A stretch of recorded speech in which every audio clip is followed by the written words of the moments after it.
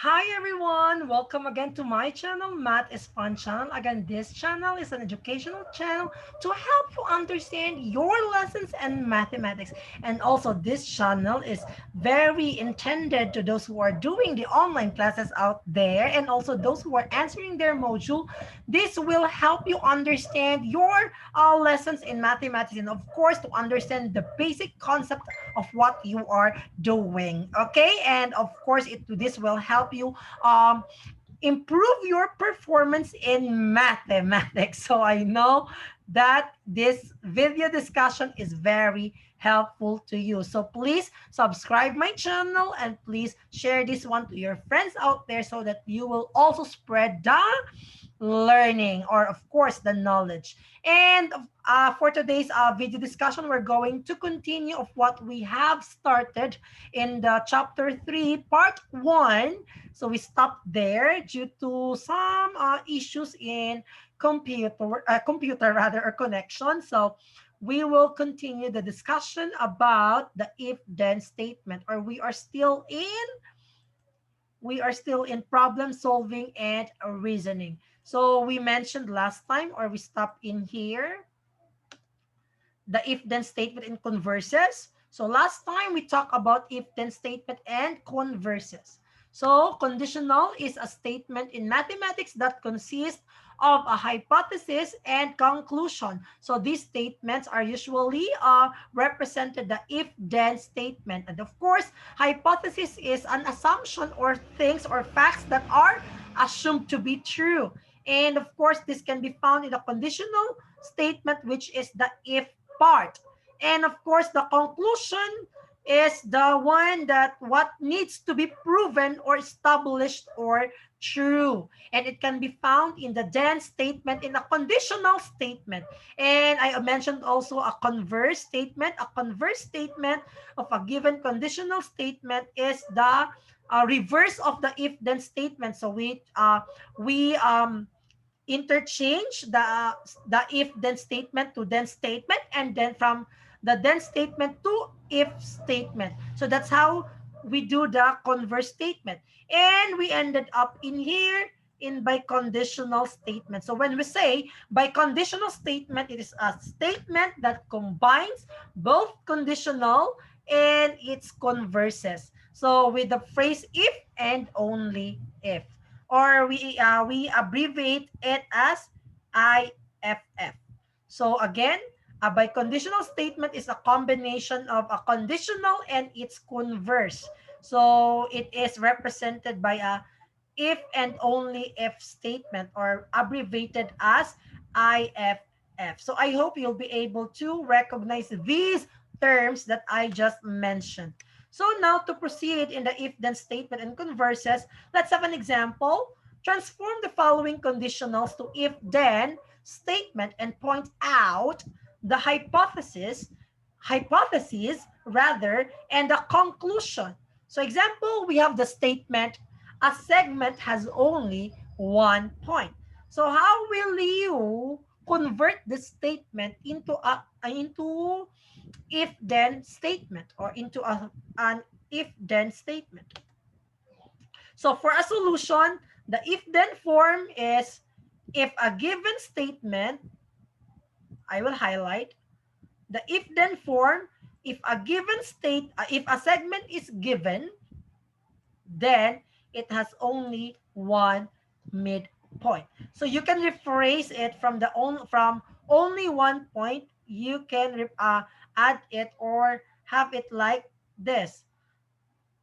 Then it has only one midpoint. So in short, we use the if, we use the then. So the hypothesis in here is a segment is given. So of course, as a conclusion, then it has only 1 point, or the segment has 1 point, not a midpoint in here. Or yeah, the midpoint is only 1 point at the middle of the point of the segment. Okay, so I hope you'll be able to grasp the concept of converting the statement into an if-then statement. So let's have to proceed to the next. Example number 2. state the converse of the given conditionals. So we have it this time. We are not just doing the if the we are not doing the if then state. We are not just doing the if then statement rather, but we are trying to state the converse of each conditional statement. So we are turning them into converse statement. So we have the example: if the sum of the measures of two angles is 180 degrees, then they are supplementary. So how do we write this one in converse? Are you ready? So let's have it. So if two angles are supplementary, then the sum of their measures is 180. So what have you observed? Using the converse statement, we interchange the then statement into the if statement, and the if statement we convert we wrote it, or we interchange it to a then statement. So they interchange, or we interchange them rather. So that is the concept of a converse statement. So I hope you'll be able to get it. So now let's talk about mathematical proofs. So since we are trying to explain the mathematical reasoning, so it is very important for us also to cover rather the mathematical proofs. So a proof is a sequence of true facts. I say with me, true facts or statements. So a proof is a sequence of true facts or statements placed in a logical order. In proving the following may be followed or may be used as reasons. So again, in proving the following may be used as reasons. First, the given information or the hypothesis. Next, the definition and undefined terms. Next, the algebraic properties. We sometimes use the algebraic rather properties, postulates of geometry, and previously proven geometric conjectures, or shall I say the theorems. Again, these are the things that we can use in reasoning. So I want you to remember the given information, the definition of the undefined terms in geometry, and algebraic properties, the properties in algebra, postulates in geometry, and even the conjecture or geometric conjectures, or shall I say theorems. So algebraic and geometric proofs, in order for us to prove properly and correctly, it is wise to remember and understand the necessary properties to be used in formal proofs. So what are these properties? Are you ready? So in the next slide, we will talk about some of the properties. As I have said a while ago, we use some properties in algebra or in other properties, even in geometry, to use in mathematical proofs. So here are some of the properties of algebra. We have reflexive, x is equal to x, 1 is equal to 1, boy is equal to boy, u is equal to u. That is a reflexive. Symmetric, if x is equal to y, then y is equal to x. So that is how we illustrate symmetric property. Kahit baliktad-baliktarin mo, they are just equal. That is used in equality. So transitive, if x is equal to y is equal to z. Therefore, since they have common y, they have y in common rather, therefore we can say x is equal to z. So that is the statement or the property for transitive. For substitution property, if we have an expression x plus y is equal to z and x is equal to 3, so by using the substitution property, you will just replace x to 3 since it's in the given. So you can already have 3 plus y is equal to z. So that's how you do substitution. You just replace the given value of your variable based on the given. Next is distributive property. You will just distribute the term outside the parenthesis. So x times y is xy, then x times z is yz. That's how you do distributive property. So please be familiarized about the different or important properties of algebra. Let's proceed to the next property, the commutative properties. The commutative properties, there are two types of commutative properties. It is classified as addition and multiplication, but the concept is still the same. So in addition, we have x plus y is equal to y plus z. So even if you interchange the position of your terms, they are just the same. Even in multiplication, yz is equal to zy. That is the concept behind. So I hope you can follow. The next properties that I want you to understand in here or in this topic is the associative property. So associative property means, or again, this is the same as commutative properties. What I mean, it's the same as commutative properties where we classify it into two, addition and multiplication. So in here, associative properties means the parenthesis, whether you change the parenthesis or the position of the parenthesis, the result will just be the same. So parenthesis, it refers to group. Even if you change the group, example, y plus z in here, we have x plus y as our, or inside in our parentheses. So y and z, y plus z in here, or y and z, they are grouped accordingly based on the parentheses. But in here, if we change the groupings into x and y, so x plus y. So even if you change them, they're just the same. Everything is just the same. Same with multiplication. Even if you interchange the parentheses, the result will just be the same. Another property that we have to remember in equality is the APE, or addition properties of equality. So according to its property, we have to say if x is equal to z, then x plus y, or x minus y, or x plus and minus y is equal to z plus minus y. So that is an addition property of equality rather. So if w is equal to x and y is equal to z, then we can say w plus y is equal to x plus z, since w is equal to y and y is equal to z. So we just substitute it. So that's how we do it. Okay? So I hope you'll be able to remember this concept. Lastly, multiplication properties of equality, or the MPE. If x is equal to z, and then xy is equal to yz. Or you can say x, you divide both sides by y. That's why you have it x over y, which is equal to y over z. Okay? So that's the meaning of the multiplication properties of equality. Another, if w is equal to x and y is equal to z, then wy is equal to xz. Or shall I say w over y is equal to x over z. Because when you cross multiply this one, z times x, that gives you xy. Yes, by actually you can just divide it. Let's not make simple things complicated. So we can just say x is equal to z to prove this one in a simple way. Okay, so I hope you'll be able to understand the properties. You cannot change about the properties. These are the properties or rules, our basis on how we solve mathematical problems, especially in algebra, in geometry rather. So you cannot do about it but to memorize and familiarize, and of course to understand each properties. When can we use these properties? So you can only use this one when you solve algebraic expressions or algebra problems, and also geometrical problems. So example of mathematical proofs using the properties that I mentioned a while ago.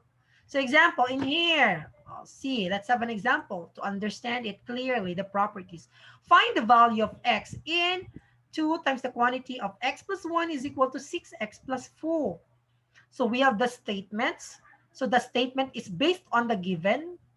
So of course, the reason is it's given, obviously.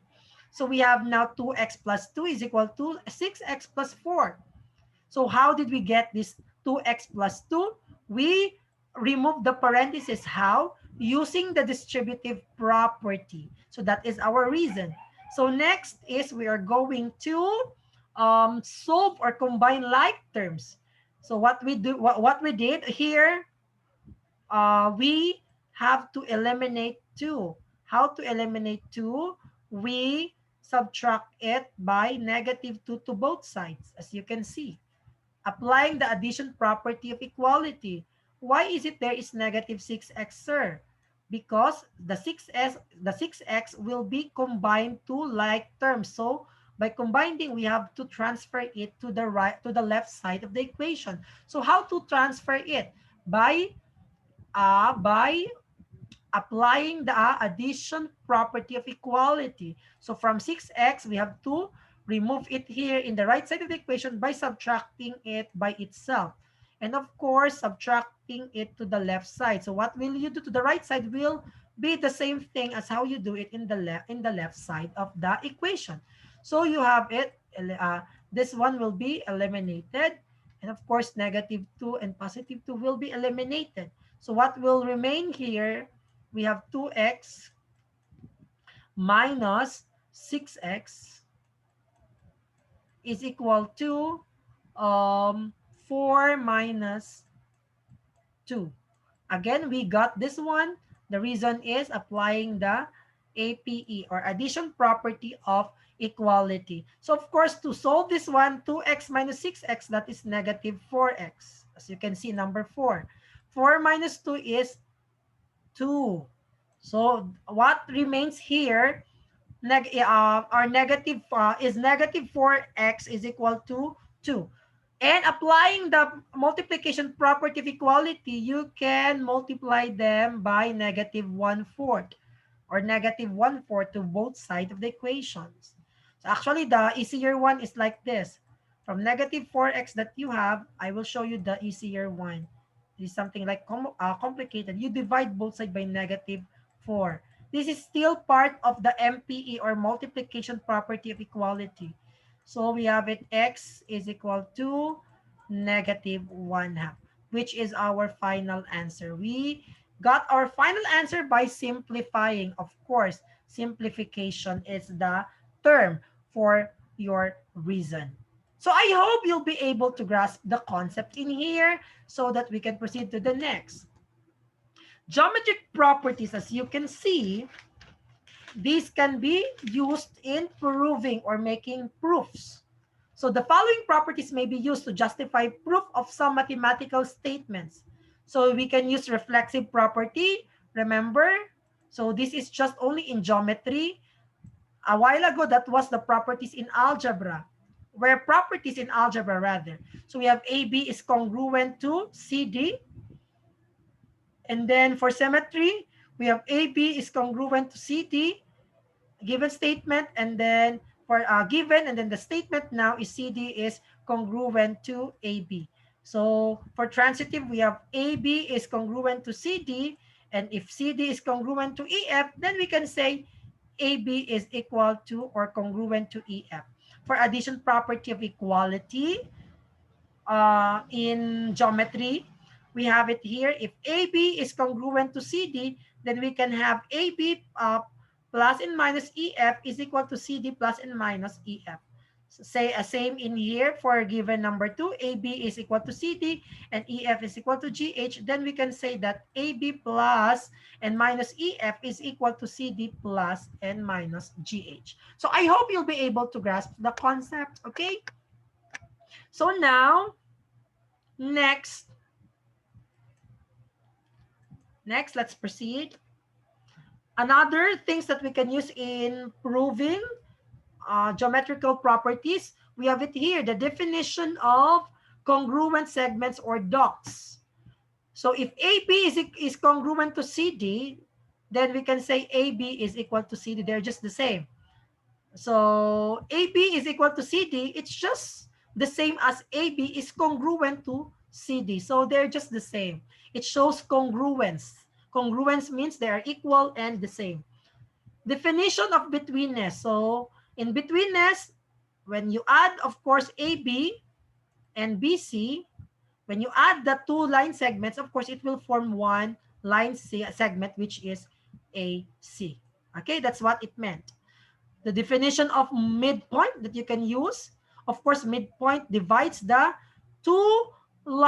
divides the lines into two equal parts, or it divides the line segment into two equal parts. So if M is the midpoint of AB, therefore AM, this one, AM, is congruent or equal to AB.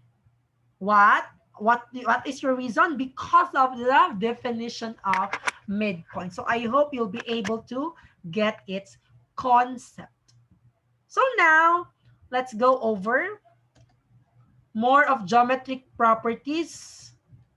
So how to write the proof? So this time we already have the properties. We know the different properties and different types of reasoning. So this time, how are we going to write a proof? So here are the examples of writing proofs. There are many ways actually, class, on how to write proofs. We can have it top to down or deductive method or deductive reasoning, or bottom up or inductive reasoning.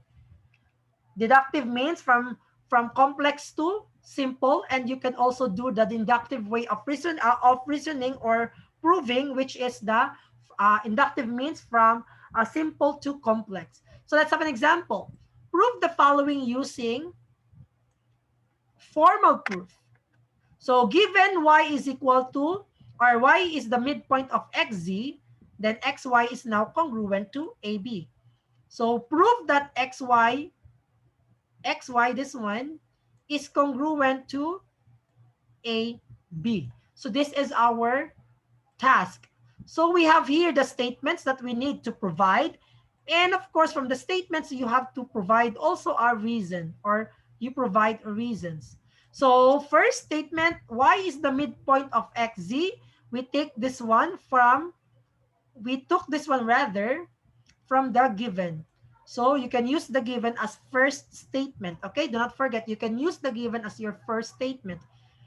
Again, do not forget many ways. You can use different ways on how you prove things.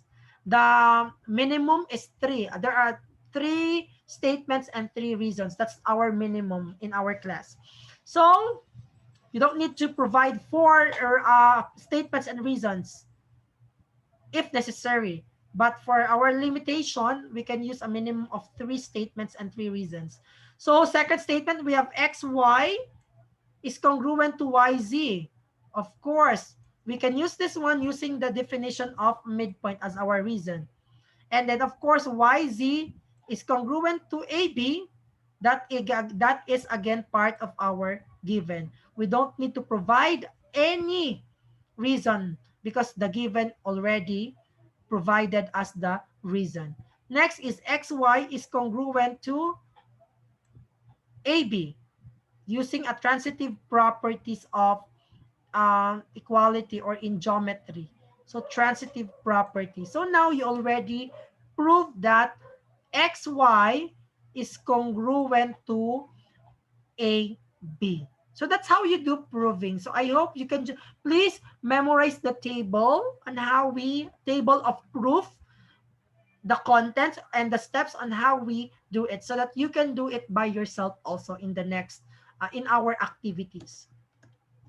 So now, part of it, part in proving, of course, the Polya 4 steps in problem solving, we can now go to problem solving. In a problem solving, one person that is very unknown in problem solving, he is the creator of Olympiad, if I am not mistaken, based on what I've read long time ago. And thanks to him, because I got an award as the best, astounding award for the Olympiad. Okay, so George Polya, Math Olympiad rather, he's a proponent of the Math Olympiad actually. He's very known to his Polya's 4 steps in problem solving. So Polya has had an important influence on problem solving in mathematical field or in mathematics education. He stated that good problem solvers tend to forget the details and tend to focus on the structure of the problem, while poor problem solver focus on the opposite. He designed the following. If you could still, if you can observe, there are, if you experience dealing with bright people or mathematically inclined people or gifted in mathematics, they really don't know how they do their solution step by step. You can't really understand them. They can easily get the answer, but they cannot explain the steps on how they got the answer. That's what Polya said, or in his statement. So with that, It's very important to understand or to solve problems in mathematics since all of us are not gifted. It's very important for us to be guided with the steps. And the steps of Polya are very helpful for us to solve problem solving. So let's explore his steps. So the first step is we're going to understand the problem. So I will not read these things anymore. I'll just explain right away. When you solve problem solving, of course, you have to understand the problem. In understanding the problem, I want you to really think about what is the focus of the problem. What is really the problem? So you can just identify the problem by identifying the given. When you try to identify the given, then you will be able to understand what is the missing, what is now the problem. So you really have to understand the problem, okay, in problem solving. The next step is, of course, you have to devise a plan. Think of a way to solve the problem. After you identify the problem, what is now my solution? How will I solve the solution? Or how will I solve the problem? What mathematical formulas or mathematical concepts that I can use in, of course, in solving the problem. So in short, you can only understand, you can only have it when you already identified the given and identified what is being asked. That's the only thing that you can devise a plan. That's the time rather or requirements. Those are requirements that you need to have in order to devise a plan. Next is carry out the plan. So of course, you already understand the problem and you already identify the given and you know what is being asked in the problem, then you can already solve the equation. You have to solve it carefully, to not be in a hurry. It's fine to be in a hurry, but you should be careful, not careless, because carelessness can lead you into a wrong answer, mind you. Next is, of course, you can look back or check. So if you want to really, if you are not sure with your answer, you really have to double check it. Before you submit or before you box your final answer, you have to remember to check your answer. So I hope you'll be able to do that when you solve problem solving. Okay? So next is, let's proceed. Let's have some examples of applying Polya's steps. Example, a police station has 25 vehicles of motorcycles and cars. The total number of wheels is 70. Find the number of motorcycles and cars the station has. So the first thing that we're going to do again, understand the problem. So the given, we have 25 vehicles and 70 wheels based on the given. So what is being asked or required? The number of cars and the number of motorcycles. So now we are going to devise a plan. So we will let X as your number of cars. We let Y as the number of motorcycles. And of course, you're going to find the number of motorcycles and cars that the station has. So we will just add X plus Y, the number of cars, and then the number of motorcycles, which is equal to 25 vehicles, which is given. So after that, we have 4 wheels for cars, of course, for the number of cars, for X is equal to cars. And we have 2 wheels for motorcycles, since we are looking for the number of motorcycles and cars that the station has. So we have to consider the number of wheels that they have, which is equal to 70. So why 70? So we have it here. So X plus Y is equal to 25 based on the equation that we have. And 4X plus 2Y is equal to 70, which is in the given 4 wheels. So the equation 1 refers to the vehicles. And equation 2, this one, the 4x plus 2y equals 70, refers to the wheels. That's why we have to consider the 4 wheels and 2 wheels for motorcycles and cars. And of course, you have 2 equations formed based on the problem. And after you formed an equation, then you can now proceed to the next. Carry out the plan. So how to carry out the plan? You will solve. Just solve them. So for x plus y is equal to 25 and 4x plus 2y is equal to 70. So in this case, he used elimination method. How to use elimination? He wanted to eliminate y by multiplying -2. So -2 times x, that gives you -2x. Negative 2 times y, that gives you -2y. -2 times 25, applying the distributive property of multiplication, you have it -15. So eliminate -2y. And then you just combine the remaining terms. 4x minus 2x is 2x. -50 plus 70 is 20. Then divide both sides by 2. That gives you x is equal to 10. So what if I want to eliminate x? Then you multiply x in here by -4 to eliminate 4x. That's how you do it. Okay? I hope you encounter this one in your grade 8 lessons, the systems of linear equations. So after that, you have 15. So finally, you'll find it, your final answer. So since x is equal to 10, then we can solve for your y. For your y is, you'll just subtract from x plus y. You can use x plus y equals 25. So if x is equal to 10, then plus y equals 25. That gives you y is equal to 25 minus 10, which is y is equal to 15. So y is equal to 15. So therefore, I'm meaning to say there are 15 vehicles in the police station. And of course, aside from that, there are 10 number of cars in the station. So I hope you'll be able to got the concept. I hope you are learning so far in here in problem solving. Next is another example, searching for patterns. There are times that the problem solving strategies, we can use the searching for patterns in solving problem solving. So searching for patterns, it's the ability to recognize patterns is one important problem solving skill. It enables a person to see order or regularity in what takes place in our surroundings and so be able to make sense of what is going on. So example, in the pattern, in the sequence rather, find the next number in the sequence, 5, 9, 13, 17, 21, 25. So with that, of course, we try to understand the problem, and as mentioned, we have to write the given and of course, what is being asked. Then plan, observe the pattern. So we notice that the pattern is 4. By adding 4, you can proceed to the next term. So meaning to say the next number in the sequence is 29. So that's how you do it. I hope you'll be able to remember the Polya's 4 steps in problem solving.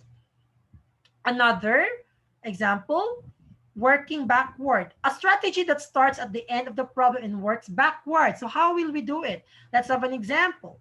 Anne has a certain amount of money in her bank account on Friday morning. During the day, she wrote a check for 24 pesos and 50 centavos, made an ATM withdrawal of 80 pesos and deposited a check for 235 pesos. At the end of the day, she saw that her balance was 451.25 pesos. How much money did she have in the bank at the beginning of the day?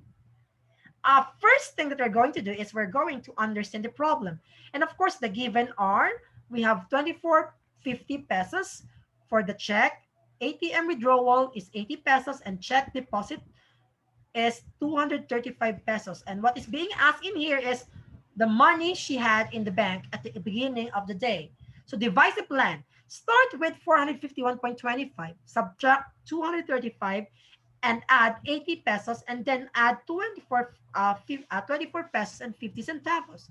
Then you have it 320 pesos and 75 centavos, meaning to say 320 pesos and 75 centavos she had in the bank at the beginning of the day. So that's how you do it. Actually, you have a lot of ways on how you answer problem solving, but I just want you to follow to remember the 4 steps of Polya's 4 steps in solving a problem, because that is very helpful and that is your guide to solve a problem to lead you in a correct answer.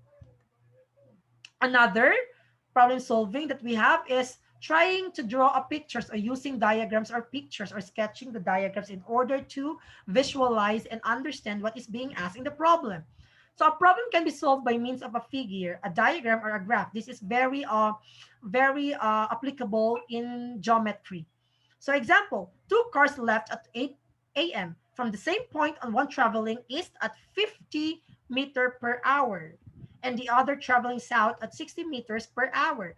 At what time will they be 30 miles apart? And of course, we try to let x as your east direction and y as your south direction. And of course, as you can see, the diagonal, the d, that is the hypotenuse of the triangle. This is this one. This is the hypotenuse. So we name it as d. So now let's try to understand the problem. Of course, going to the east, it's 50. That's why x is equal to 50 as it mentioned in here in the device plan.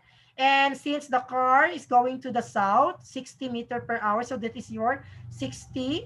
Y is equal to 60t. Multiply it by time. Remember, in finding the distance is equal to rate times time. So the rate is 50 for east. That's why we have it 50t.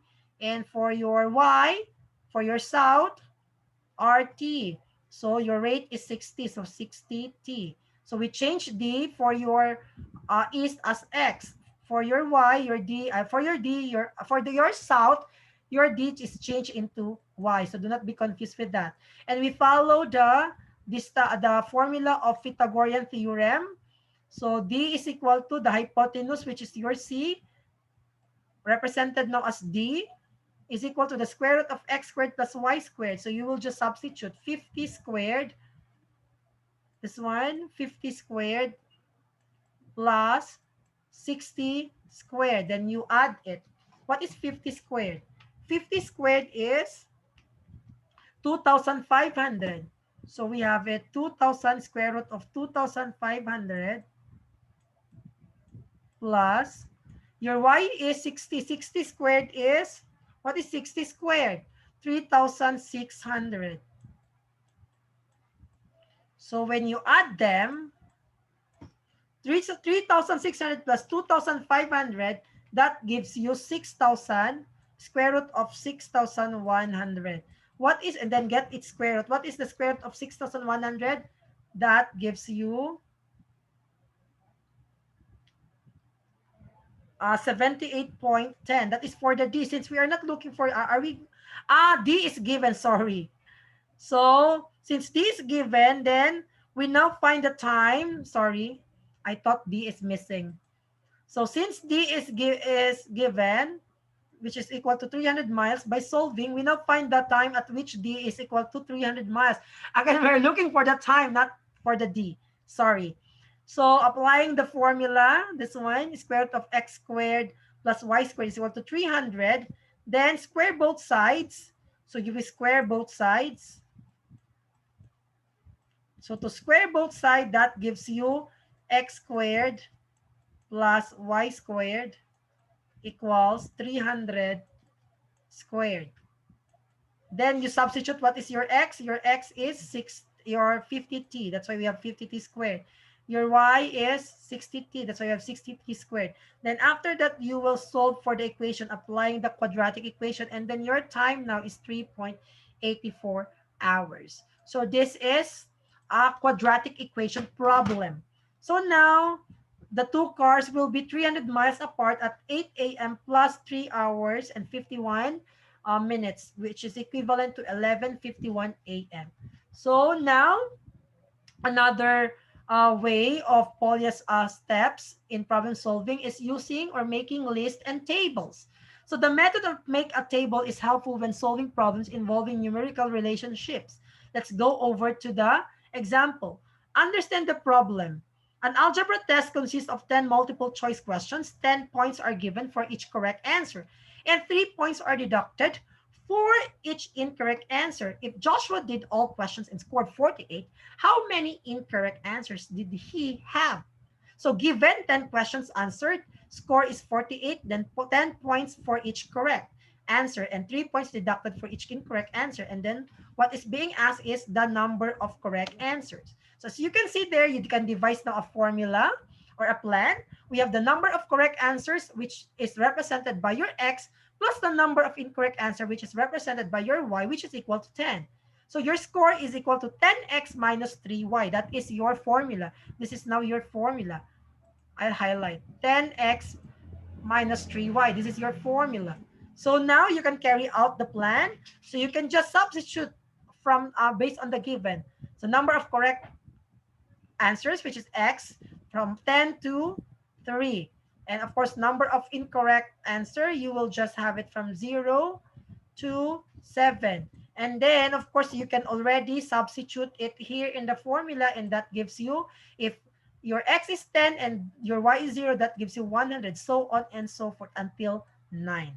Okay? So meaning to say, you can just, therefore, 10 times 6 minus 3 times 4 is equal to 60 minus 12, which is equal to 48. So 48 is our answer. So I hope you'll be able to study and get the concept about this one. So now, so these are some examples. You can study it. Actually, for sequence, we mentioned, or we had an example about this one a while ago. And now let's proceed to the last slide, which is the recreational problems using mathematics. Recreational mathematics and mathematics done for recreation or as a hobby, which is intended to be fun. Are you familiar with math games, math board games, or games related to mathematics? Those are recreational problems using mathematics. One example, very common, the 4-4 puzzle. Using exactly 4 of the digit 4 and any mathematical symbols you choose, for which natural numbers can you create a mathematical expression equal to that number. So for example, 1 is equal to 4 divided by 4 plus 4 minus 4. 44 plus 44 is equal to 88. 4 divided by 4 plus 4 plus 4 is equal to 18. 44 minus 4 minus 4 is equal to 64, so on and so forth. So another example, which is very familiar to you, is the magic square. Have you encountered this one before? The magic square is the arrangement of numbers in a square such that all rows, all columns, and even the diagonals has the same sum. So let's check. 6 plus 1 plus 8 is equal to 15. This one is 15. 6 plus 7 plus 2 is 15. 1 plus 5 plus 9 is 15. The column. 8 plus 3 plus 4 is 15. So this one is 15. 7 plus 5 plus 3, 15. 2 plus 9 plus 4 is 15. Even 6 plus 1 plus 8 is 15. So the row and columns have the same measure. What about the diagonal? 2 plus 5 plus 8, yeah, it's 15. What about this part? 4 plus 5 plus 6, yeah, that is 15. So see, that is the magic square. So the square on the right side is perhaps the best known example of a magic square. Magic squares are a very well-known mathematical recreational games. Okay, so I hope you opened your minds about the different problem solvings that I performed and showed to you for this video discussion. So there are still a lot of problem solvings that you can encounter. Always remember that in a problem solving, it's very helpful for us to follow the Polya's 4 steps in problem solving, where we identify first the problem, and then we can identify the given, then the what is being asked in the problem, then we can devise a plan, then we can solve it, and of course you can check your answer. Okay, so that ends our video discussion. So I hope you are learning so far in this video discussion. So please don't forget to subscribe my channel, and I hope you will still continue to watch my video discussion, because you are not wasting your time in here. You are learning mathematics. Math is fun. Do not forget, the essence of mathematics is not to make simple things complicated, but to make complicated things simple. So amazing. Have a great day. Thank you, and